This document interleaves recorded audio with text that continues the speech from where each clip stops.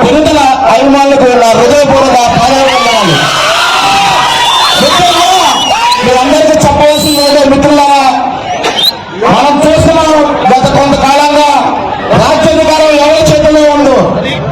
మిత్రులారా, మీరందరికీ ఇంకా అర్థమైన పరిస్థితి ఏంటంటే మనందరినీ రెచ్చగొట్టి కాపుల నాయకత్వం లేకపోతే రంగా గారు వద్దులాలి, పవన్ కళ్యాణ్ గారు వద్దులాలి, చిరంజీవి గారు వద్దులాలి సరిపోతున్నాం మనం. నేను అదే చెప్తాను, కూడా చెప్పాను మీకు చెప్తానని. నేను అడగడంలో గొప్పతనం లేదు. ఏ కులం నుంచి ఒక